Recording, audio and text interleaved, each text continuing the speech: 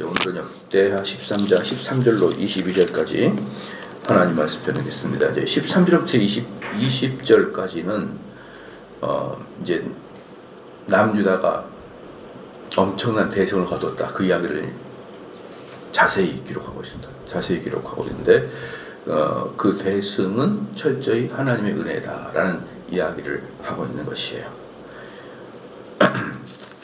13절 보니까 여로보암이 유다의 뒤를 둘러 복병하였으므로 그 앞에 이스라엘 사람들이 있고 그 뒤에는 복병이 있는지라. 그러니까 지금 어제 말씀드렸던 아비야가 전쟁 전에 뭘 했습니까? 너희들은 그냥 우상 숭배자다. 너희들은 이스라엘 사람이 아니라 그냥 우상 숭배자다. 이렇게 막 이야기로 사람들의 길을 죽여놨잖아요. 이제 그렇게 사람들이 설정, 입술로 전쟁을 하는 거죠. 입술 전쟁을 할 때, 그때 이제 북이스라엘은 가만히 있는 게 아니라, 그 막 이야기하고 있는 동안에 몰래 뒤로, 남유다 사람들의 뒤쪽으로 가서 전체 포위를 딱 합니다. 포위를 한 거죠. 그러니까 이제 아마도, 그러니까 이 지금 여로보암이라는 사람은 여로보암과 함께 왕이 돼가지고, 한참 지금 왕이 된 상태잖아요. 한참 왕이 된 상태고, 아비야 같은 경우는 이제 왕이 됐어요. 그 아비야 같은 경우는 남유다의 2대 왕이잖아요. 2대 왕이기 때문에 연수가 짧습니다. 연수가 짧아요. 그래서 연수가 짧은 사람들은 어쩔 수 없이 이렇게 당할 수밖에 없는 그런 거잖아요. 연수 그 경험은 절대로 이게 돈 주고 살 수가 없는 게 경험이지 않습니까? 그래서 이 아비야보다는 여로보암이 훨씬 더 능숙한 거죠. 군사적으로. 그래서 이제 아비야 같은 경우는 막 외치죠. 여호와 하나님 너희들을 떠난 거 마찬가지다. 너희들 이방 나라다. 너희들이 우리랑 싸우는 것이 아니라 너희들은 여호와 하나님을 대적하는 거다. 이렇게 하면서 계속 이야기하니까 너희들 제사장 있냐? 레위 지파가 있냐? 너희들 제사장 생긴 건 다 그렇게 하루아침에 돈 가져오고 양 가져오면은 제사장 시켜주기 무슨 제사장 이러고 있는 동안에 여로보암은 착 뒤로 이제 전체를 포위를 시켰던 것이죠. 그러니까 이제 대의는 아비야가 찾아가지만 실리는 여로보암이 이제 찾아가려고 쫙 이렇게 포위를 한 거예요. 이제 그래서 이제 앞뒤로 그런데 14절 말씀에 유다 사람들이 뒤를 돌아보고 자기 앞에 적병으로 말미암아 여호와께 부르죠. 그러고 있는 동안에 정신을 차려 보니까 포위당한 것을 남유다 사람이 안 것이죠.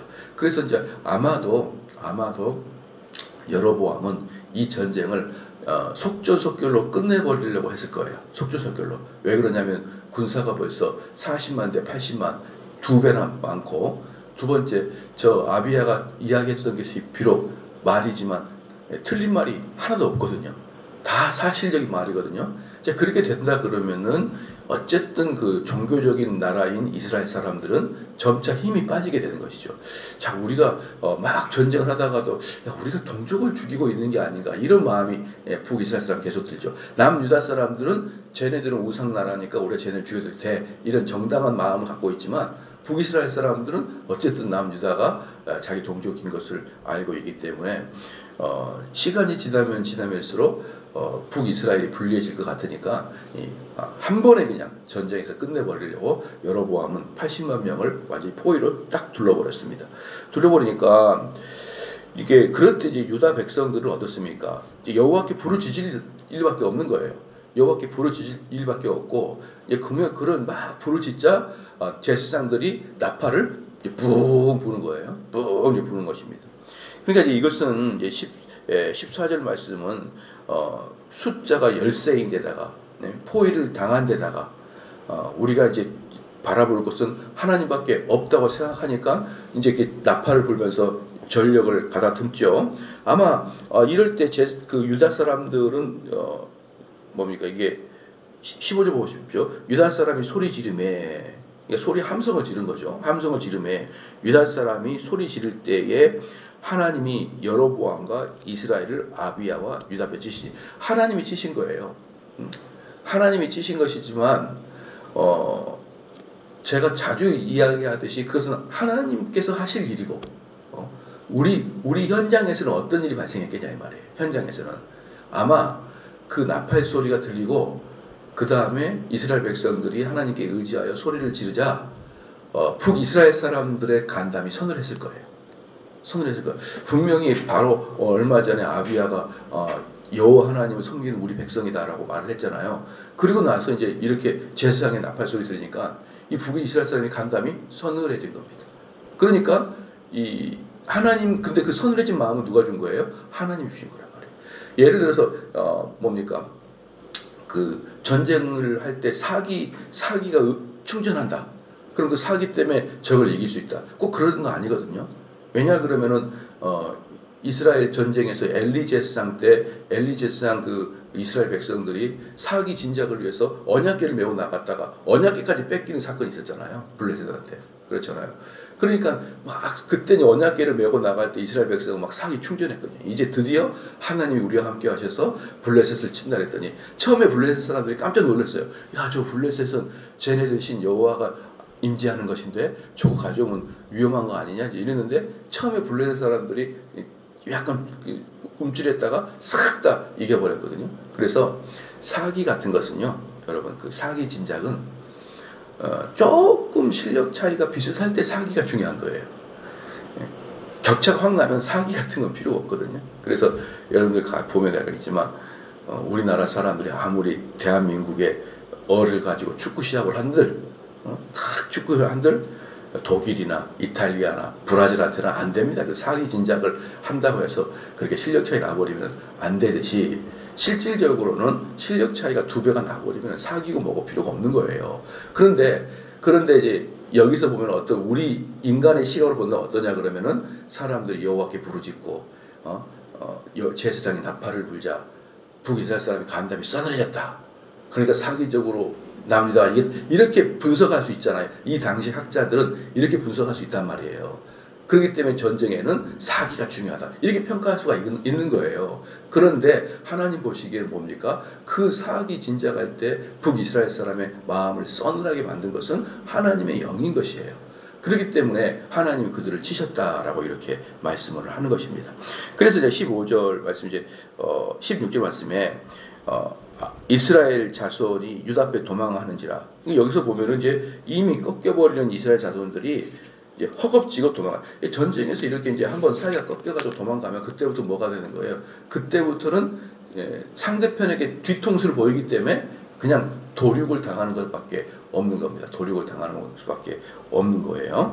그래서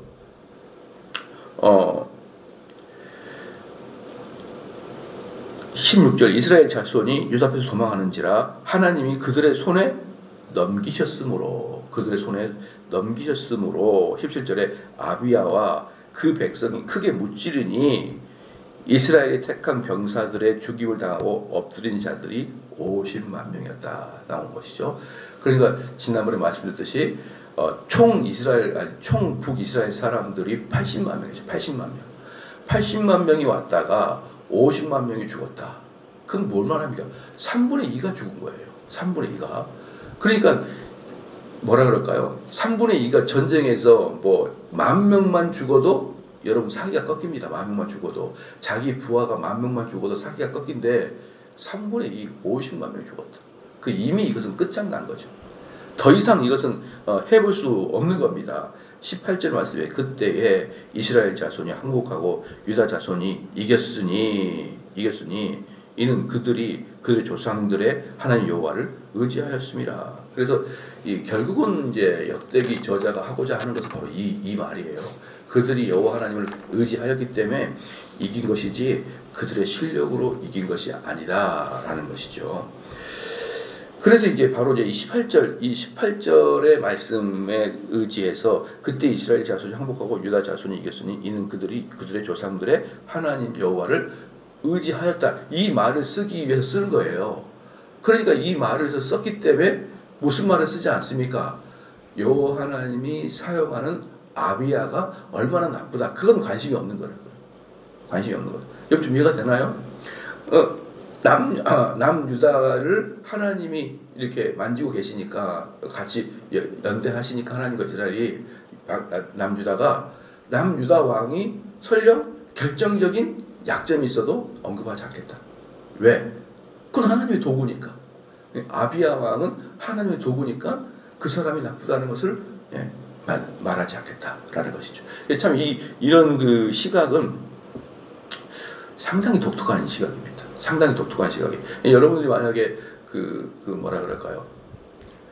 이런 얘기 이제 어떤 목사님이 어떤 교회를 이제 개척해 가지고 상당히 이제 교회가 부흥하고 그때 많은 사람들이 큰 은혜를 받았어요. 그래서 많은 사람들이 변화가도 있고, 근데 이제 이 목사님이 그렇게 한 10년, 20년 잘 목회를 하다가 뭔가 일이 터진 거예요. 일이 터집니다. 그러면 저는 참 우리나라 사람들 아주 아싸리한 대한민국 사람이에요. 그래가지고 이제 그 목사님이 이제 교회에서 나가니 안 나가니 막 싸움을 하는 거죠. 그래 나갔어요. 한 2년 싸우고 나간 거예요. 못 나가겠다. 뭐 나가세요. 못 나가겠다. 나가세요. 그러면은 은퇴비도 얼마 해드릴 테가 나가세요. 그래 나간 거예요. 그래서 그 교회 홈페이지 들어가 보면은 그 전임 목사님 설교를 다 내려버리고 없어요. 그분은 흔적이 없어요. 예. 아마 저도 그러겠죠. 교회에서 하다가 사건이 터지면 나중에 들어오면 정대훈이라는 사람의 흔적 자체가 없어져 버려요. 이렇게 아싸리 제거하지 않는다는 거예요. 이렇게 아싸리 제거하지 않는다. 그러니까 그때 당시에 그 목사님을 쓰셨던 거예요. 성령님께서. 그 사람이 중간에 타락해가지고 이렇게 나락으로 떨어질 수 있는데, 그러나 이때 당시도 다 거짓은 아니라는 거죠. 그러니까 이 역대기 기자는 바로 그걸 본 거예요. 그 아비야를 보는 게 아니라 아비야를 쓰시고 있는 하나님을 보시고 있었기 때문에 그 아비야의 장단점을 논할 일이 없는 거죠. 그렇잖아요. 근데 여기에 비해서 열왕기서는 뭘 본다 그랬습니까? 역사의 실질적인 흐름, 팩트를 체크하는 거기 때문에 아비야를 악한 왕이라 이렇게 표현한단 말이에요. 열왕기서에서는. 똑같은 사건을 보면서 열왕기는 아비야를 악한 왕이라 보고 있고, 그 다음에 역대기 기자는 아비야를 선한 왕이라 보고 있어요. 참 재밌는 게요. 일단 이거 보면서 되게 웃긴 게 뭐냐면요. 봐보십시다. 그 19절에 아비야가 여로보암을 쫓아갔어. 아비야가 여로보암을 쫓아갑니다. 그의 성읍들을 뺏었으니 곧 베델과, 그러니까 여러분이 알고 있는 동네는 베델 하나밖에 없어요. 나머지 동네 두 개는 들어봐도 모르고 저도 몰라요. 자 봅시다. 곧 베델과 그 동네들과 여사나와 그 동네들, 베델, 여사나, 그리고 에브론, 이렇게 세 동네를, 이 세 성을 뺏었습니다. 근데 우리가 알고 있는 동네는 어디입니까? 베델 있죠. 베델. 이 베델이라는 곳은 어디냐면요, 예루살렘에서 북쪽으로 20km 지점에 있는 원래 에브라임 땅에 속해 있는 베델이에요. 그러니까 20km면 상당히 이스라엘 나라로서는 20km가 적은 그 거리는 아니에요. 그 예루살렘에서 20km까지 올라갔어요. 그 20km까지 올라가게 되는 동네가 베델이거든요. 그 베델이 어디냐 그러면 여로보암이 그 베델이 어디냐면 이스라엘의 중앙 땅의 약간 아래쪽이에요. 중앙 땅. 그래서 이제 사실은 베델 같은 경우는 상당히 중심적인 도시였죠. 근데 남유다는 상대적으로 남부 쪽에 속해 있던 나라잖아요. 남부 쪽의 대도시가 저기 뭡니까? 예루살렘. 중부 지방의 대도시가 사마리아예요. 사마리아. 그렇잖아요. 그 사마리아 땅의 아랫부분이 베델이란 말이에요. 사마리아는 어떤 지역이 아니라 우리로 말하면 도입니다. 도. 사마리아라는 도. 그 도의 아랫부분이 베델입니다. 그러니까 지금 여기서 이스라엘 사람들이 상당히 결정적인 지역을 빼앗겨버린 거예요. 그러니까 남유다가 전쟁에 승리해서 50만 명을 죽였잖아요. 사람을 죽이는 것뿐만 아니라 쫓아가서 땅까지 다 뺏어버렸단 말이에요. 그런데 그냥 땅이 아니라 엄청나게 중요한 땅인 거예요. 왜 그러냐면요, 이 베델이란 땅은 그냥 동네가 아니라 첫 번째 이스라엘이라는 나라가 싹이 트기 위해서 어떤 사람이 있었습니까? 이스라엘 사람이 싹이 트기 위해서 아브라함이 이곳에다가 단을 쌓던 곳이 베델이에요. 그러니까 이 베델이라는 동네는 엄청나게 오래된 고도예요. 고도. 거기다가 베델을 쌓고, 그 다음에 이 실질적으로 이스라엘이라는 이름을 가진 사람은 누구예요? 야곱이잖아요. 야곱이 하나님을 만나서 거기서 사닥다리가 오르락내리락 하고 거기다가 돌기둥 세우고 기름 부었던 것이 베델이란 말이에요. 이 베델이라는 동네는요, 어떤 동네냐 그러면은요, 이스라엘 사람들에게 예루살렘보다 어쩌면 훨씬 더 중요한 도시가 베델이에요. 왜냐하면 예루살렘은 원래 이방 땅이었지만, 여부수 족속의 땅이었지만 다윗이 예루살렘을 쳐서 자기 땅으로 만든 게 예루살렘이잖아요. 그런 게 예루살렘이었다 그러면 베델은 다윗보다 훨씬 오래전부터 아브라함 때부터 이스라엘은 중요한 땅이었단 말이죠. 그러니까 이 두 나라가 남부로 나눠지고 남쪽이 예루살렘을 중심으로 하나의 나라가 형성됐다 그러면은 예루살렘에게 버금가는, 아니 어쩌면 더 중요한 베델을 북이스라엘은 남유다의 못지않는 지역으로 베델을 삼았던 것이죠. 그래서 결국은 이 베델에다가 무엇을 했냐 그러면은 여로보암이 거기다가 황금상을 거기다가 만들어 놓은 거예요. 왜? 예루살렘에 버금가는 도시니까.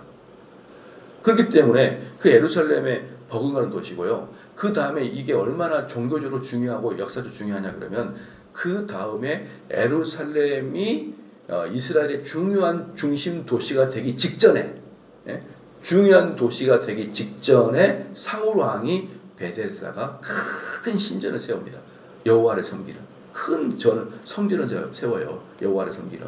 그만큼 베델은 예루살렘보다 더 뛰어난 동네였다라는 것이죠. 여러분 좀 이해가 되셨죠? 이 베델을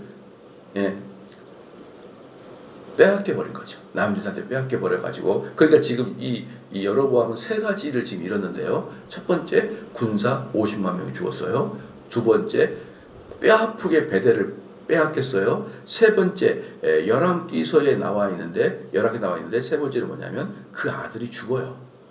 여로보암의 아들이 죽습니다. 이 세 개의 재앙이 여로보암한테 당하면서 이후로 여로보암은 재기를 못하고 죽습니다.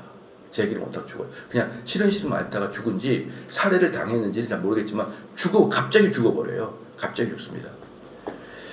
그리고 이제 나머지 베델을 제가 마지막으로 좀 얘기를 한다 그러면요,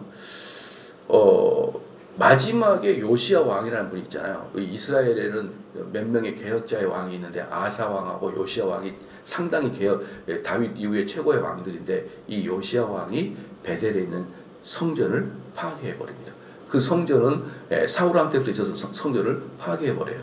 요시야가. 왜 그러느냐? 왜 요시야가 베델에 있는 성전을 파괴했느냐? 이 남유다가 베델을 딱 차지하니까 얼마나 베델이 중요한지 예루살렘 예배가 약해져 버려요. 예루살렘 예배가 약해져. 그래서 요시야가 베델에 있는 성전을 파괴해 버리고 그 다음부터 성전이 없어졌어요. 그만큼 베델이라는 나라는, 동네는 예루살렘보다 훨씬 더 역사와 신성이 묻어 있는 곳이 베델이었다라는 것이죠. 베델이었다. 여러분 되셨나요? 열왕기상 봐볼까요? 열왕기상 14장. 열왕기상 14장 봐봅시다.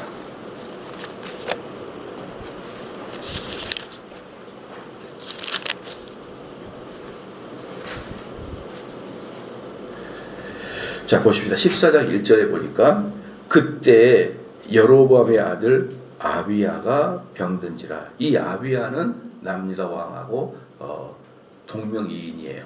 그 아들이 병든지라. 여로보암이 자기 아내에게 이르되 청하건대 일어나 변장하여 사람들이 그대로 여로보암의 아내임을 알지 못하게 하고 실로로 가라. 거기서 선지자 아히야가 있나니 이는 이전에 내가 이 백성의 왕이 될 것을 내게 말하더라. 이렇게 하면서 그에게 떡 10개와 과자 꿀 한 병을 가지고 그에게 가니라. 그가 그대에게 이 아이가 어떻게 될지를 알게 하니라.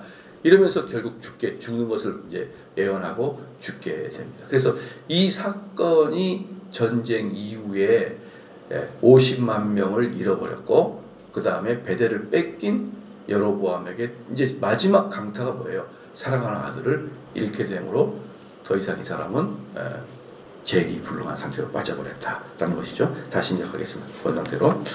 그래서 이제 그 열왕기상 이제 방금 제가 14장 봤잖아요. 14장 봤을 때 14장 20절에 보면은 14장 20절에는 여로보암이 제위 22년 만에 돌아갔다.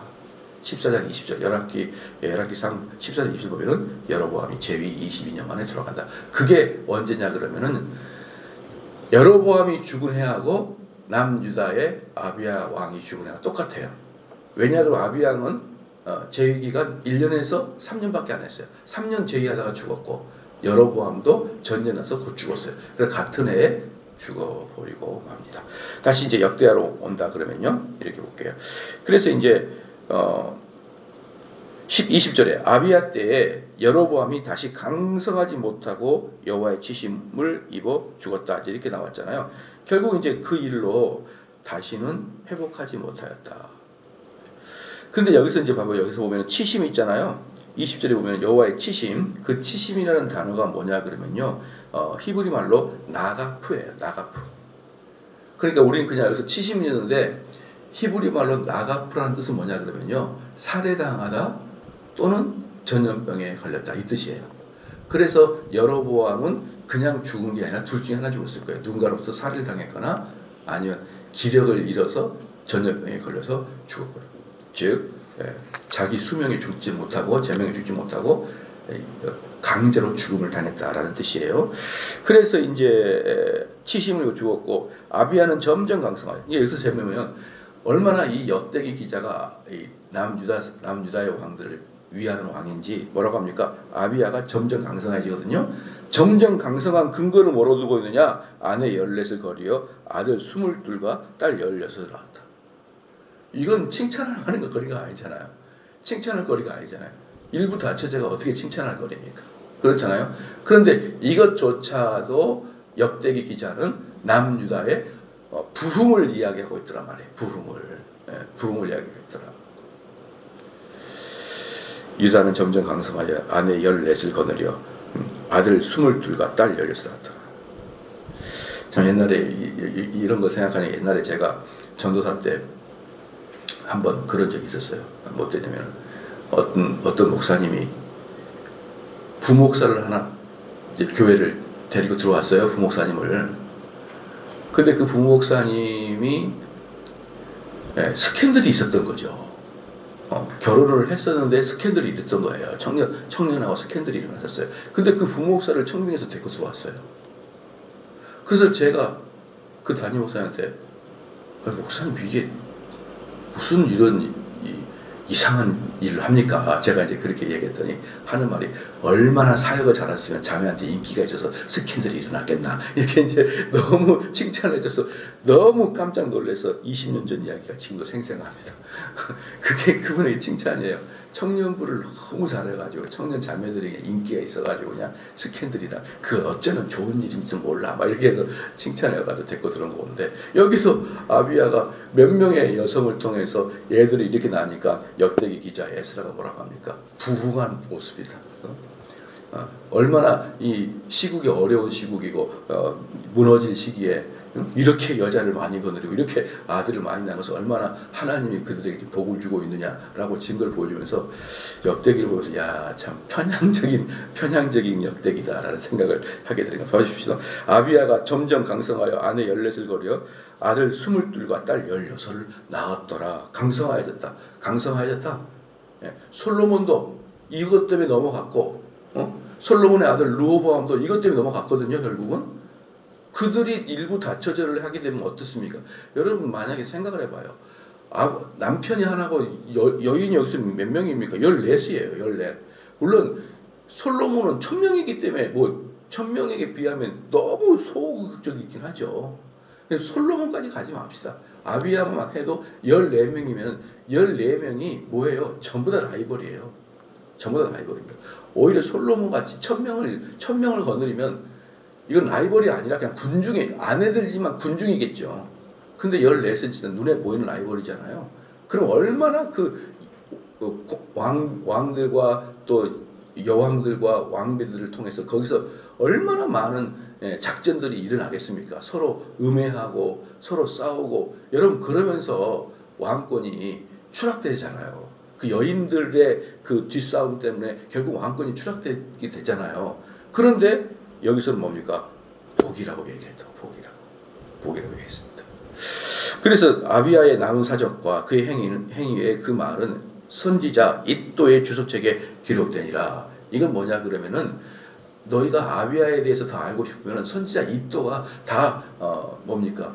조선실록 같이 왕들의 그 기록을 딱 남겼다라는 그거 보면 된다라는 것이죠. 이번에도 보니까 문재인 대통령이 이제 그만 정권을 끝날 때 그 대통령 기록실에 탁 넣어놔가지고 그것은 아마 몇 년 동안 몇십 년 동안 보지 못한 그런 법이 있나 봐요. 저는 몰랐는데 딱 기록해가지고 이제 한 십몇 년 끝난 다음에 보게 되는 그런 대통령 기록물이 이또의 기록물이에요.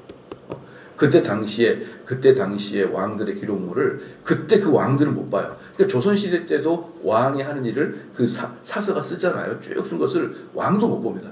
법으로 왕이 못 보게 돼 있어요.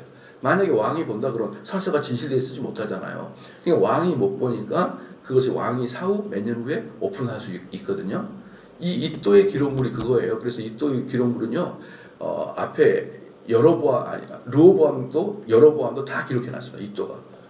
그래서 여기서 말하고 있는 게 뭐냐면은 네가 아비야를 보고 싶으면은 그 이또의 기록물을 봐봐. 그러면 거기 다 나왔어 사적이. 근데 내가 하고자 하는 것은 역사적 사료가 아니야 이 뜻이에요. 내가 하고자 하는 것은 역사적 사료가 아니라 내가 하고자 하는 것은 하나님의 시각에 유대 백성을 향한 역사의 해석이야 이거예요. 역사 해석. 나는 역사 해석이고 역사의 실제는 이또의 기록물을 봐 이거거든요. 그래서 여러분들 그 중요한 것은 뭐냐면 팩트보다 더 중요한 것은 뭐라고요? 해석이라고 해석. 팩트보다 더 중요한 것은 해석이다. 그래서 제가 그 얘기 해드렸잖아요.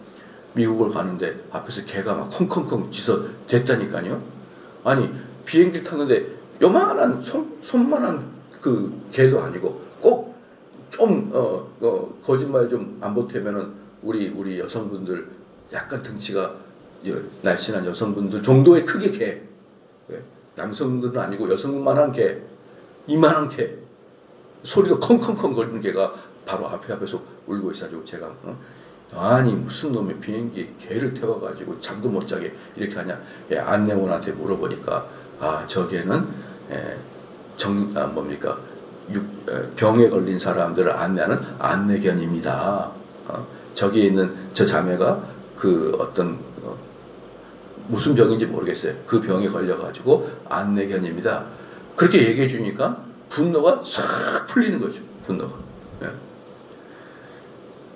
내가 막 소리쳤던 내가 민망하더라고요. 그 사람한테는 소리 안 쳤지만 그 스튜어디스한테 소리쳤죠. 아니 어떻게 이렇게 우리는 14시간 비행기 타고 딱 잠자려고 딱 시커먼 안대까지 갖고 왔는데 말이지. 잠을 자려고 하자마자 걔가 어떻게 되냐고 했더니 저것은 안내견입니다. 그러니까 팩트는 똑같아요. 여전히 걔가 짖고 있어요. 근데 내 마음을 시원하게 위로하신 이유는 뭡니까? 해석이죠, 해석. 저 개가 있는 이유가 무엇인지. 그 해석만 해버리면은 화가 났다가도 풀리는 것이고 아무것도 없다가도 애국심이 충족하는 것이고 그러는 거예요, 여러분. 그러니까 이게 중요한 게 뭐냐면은 어떤 사람들은 참 성경이 중요하다 이렇게 얘기하잖아요. 성경이 참 중요하다 얘기하는데 청교도들은 성경보다 더 중요한 것을 설교를 해서 설교. 여러분들은 성경 봐서 마음에 감화감독 잘 안 일어납니다. 근데 그것을 해석해 줄 때 감화감독이 일어나는 거예요. 그래서 청교도들은 읽는 성경보다 듣는 성경은 훨씬 귀하다 그랬어요. 그래서 죄송합니다만은 그래서 설교자들이 되게 중요하다는 거예요. 그러니까 어떤 분은 그러거든요. 아니 이 교회에도 하나님이 계시고 저 교회도 예수님 있는데 우리 교회만 맞다고 하는 것은 너무 지나치지 않습니까? 차라리 여러분 제가 말씀을 드리겠는데요. 우리 교회만 맞다라고 말하는 목사님들이 훨씬 더 실력이 있을 거예요. 한번 봐봐요.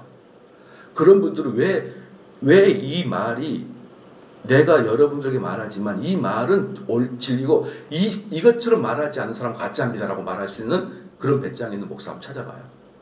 찾아보십시오. 그들은 자기가 얼마나 성경 말씀을 막 찢어서 먹어서 토해냈기 때문에 그 말이 나오지 웬만해서 그 말이 여러분 안 나와요. 그만큼 뭐냐 그러면요. 목사의 설교 또 목사의 성경 해석은 여러분의 구원에 절대적인 영향을 미칩니다. 다시 말하지만 청교도들은 보는 성경 당연히 중요하죠. 근데 보는 성경으로 여러분이 거듭날 일이 별로 없을 거다. 별로 없을 거다. 뭘로 거듭날 것이다? 그것을 해석해 주는 사람을 통해서 역사할 거예요. 여러분 봐보십시오. 이스라엘 백성들이 베드로가 설교할 때 3,000명이 회개하고 5,000명이 회개한 역사가 있었어요. 여러분 알고 계시죠? 3,000명의 회사가 그 뭡니까? 그 거듭날 때 어떤 일이 발생했냐면 이스라엘 역사를 쫙 지금 베드로가 해석을 해준 거예요. 우리들에게 선지자가 올 때마다 우리 조상들은 어떻게 했느냐?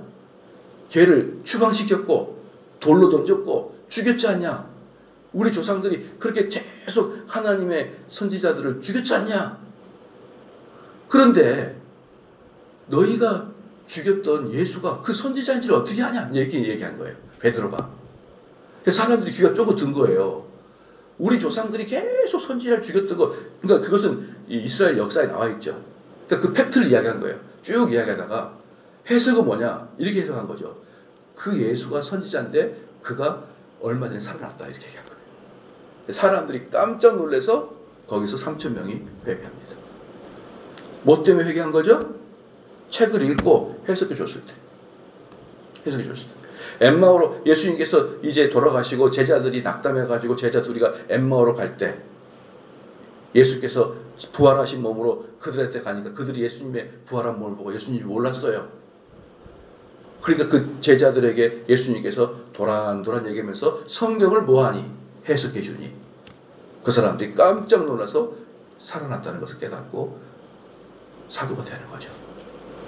그래서 죄송한 말입니다만은 우리 성도들은 성경 1도, 2도 그거 해가지고 여러분은 거듭남과 상관이 없어요. 그것의 해석이 중요한 거라고. 해석이. 그래서 많아요. 예를 들어서 이디오피아 내시가 이사야서를 읽고 가는데 이게 뭔 말이지? 하고 하는데 빌립 사도가 가가지고 빌립 제자가 가가지고 무엇을 읽느냐? 그 뜻이 무엇인지 아냐? 해석해 주니까 이디오피아 내시가 깜짝 놀래고 세례를 받더라. 그래서 여러분들 우리 성도들은 목회자가 얼마나 중요한지 몰라요. 제가 이제 옛날에 비행기 쭉 타고 가는데 옆에 우리나라의 아주 대표적인 교회 권사 한 분이 타셨어요. 옆에. 근데 그 권사님이 나를 가만히 보더니 내가 성경을 읽고 있으니까 가만히 보더니 신부님이세요? 그러더라고. 아닌데요. 그러니까 뭐 책을 쓰는 사람이세요? 아닌데요. 그럼 목사님이세요? 예, 목사님이 했더니 목사같이 안 생겼네요. 그래. 이 사람이 지금 나한테 뭘 하려고 무슨 얘기 하려고 이렇게 돌려서 이야기하는지 몰라요. 그래서 자기가 어떤 교회 권사라 이렇게 얘기하더라고요. 그래서 제가 네가 나를 그렇게 얘기했으니까 나도 가만 안 두겠다. 이렇게 하면서 이제 말을 시작을 했죠. 말을 시작했는데 그 여인은 이화여대 교수였어요. 이화여대 교수인데 여기 앞에 앉아가지고 대형교회 권사님인데다가 강남에 있는 직업도 이화여대 교수예요. 얼굴에 별별별별 교만기가 있어요. 교만기가. 근데 제가 요즘 그 교회 많이 문제도 있고 어렵고 그러던데 괜찮습니까? 물으니까 예, 괜찮아요. 우리가 뭐 꼭 목사님 보고 가나요? 그러더라고요. 목사님 내가 물 한잔 해먹고 이 인간이 지금 나한테 혼쭐이 날라고 아주 군부를 떼는구나 때려. 그래서 그런데 설교는 은혜가 됩니까? 그러니까 목사님 사실은 우리 담임 목사님 설교는 은혜가 안 돼요. 근데 교회를 꼭 설교만 보고 가나요? 꼭 설교만 꼭 자를 붙이는 인간을 제가 싫어하는 거 아시죠? 꼭 설교만 보고 가나요? 제가 좋아하는 목사님은 옆 동네 누구누구 목사님을 좋아하고 그분에게 설교는 유튜브로 듣고 있고 제가 우리 교회 가는 것은 꼭 설교만 보고 가는 거 아닙니다. 그래서 제가 한마디 했어요.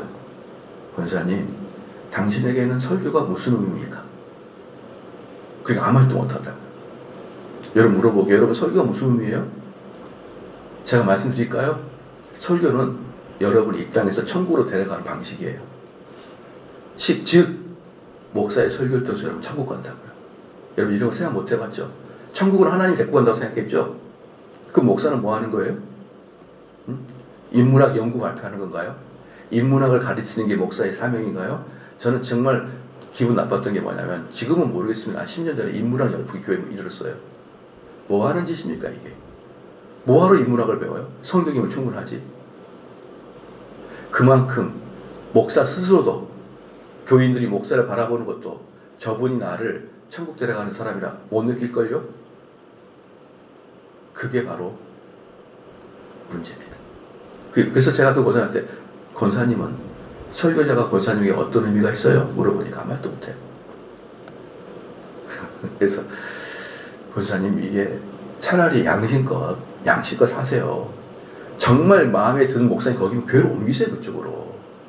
왜 그분에게 설교를 듣고 우리 교회에 앉아가지고 여기 앉아가지고 우리 교회는 설교가 약하지 뭐. 내가 꼭 설교 들으러 교회 오나? 찬양도 있고 교제도 있고 사람들의 성도들 간의 깊은 또 뭣도 있고 이런 것이죠. 이렇게 말하고 있는 거예요. 여러분 교제, 찬양, 교회 시스템, 무슨 훈련 이 모든 것들은 설교 아래예요. 탑 오브 탑이 설교예요. 교회에서는. 근데 우리 교회는 설교가 약하죠. 옮기라고요. 왜 그 교회를 안 가시냐고. 대한민국에서 얼마든지 옮길 수 있는 교회인데 왜 안 옮기시냐고요. 한마디도 안 해요. 내릴 때까지 나한테 말 안 시키더라고요. 그래서 제가 꼭 내려가가지고 제 설교를 드려요. 당신이 좋아한다는 그 유기 이 목사 이거 무슨 설교냐고 내가 막 이러면서 유기성 목사를 좋아한대. 어디 유기성 목사가 설교냐고. 인문학 강의지. 내 설교 들으라고 유튜브를 내가 딱 주고했더니 한 번도 연락을 안 하는 걸 보니 기분이 몹시 상했던 것 같아요. 유기성 목사 설교나 듣고 하지 않고. 에휴, 유기성 설교 들어봐요. 인문학이지. 그게 무슨 성경 강의입니까? 그러니까 우리 성도들이 정말 어리석어요. 그래서 내가 말하고 싶은 게 대학 교수는 뭐 할 거고, 국회의원은 뭐 할 거고, 의사는 뭐 할 거예요. 이쪽 분야에서는 잼뱅인데. 그래가지고 나보고 신부냐고 정말 내가 한국되게 하려다가 내가 여러 가지로 참았어요. 신부가 아니라 그러면 성경책 보고 있으면 목사님 이렇게 물어보면 되지. 작가냐고? 그래서 내가 물었어요. 왜 목사냐고를 안 물어봤어요? 근데 목사의 스타일이 있대요. 머리를 올리고 이런 게 있다는 거예요. 이렇게 약간 목에 힘을 주고 그런 게 있다는 거예요. 그런 식의 단편적인 편견을 가지고 이 세상을 바라보니 내 속으로는 그랬어요. 당신이 교수건 권사건 대형교회 뭐건 간에 그게 뭐가 중요합니까? 그게 뭐가 첫마디가 자기는 무슨 교회 권사래. 첫마디가 참네. 기분 나쁘니까 이제 설교 여기까지 하고 한 주간 동안 또 여러분 열심히 하나님 예배 드리고 다음 주에 만나겠습니다. 드리고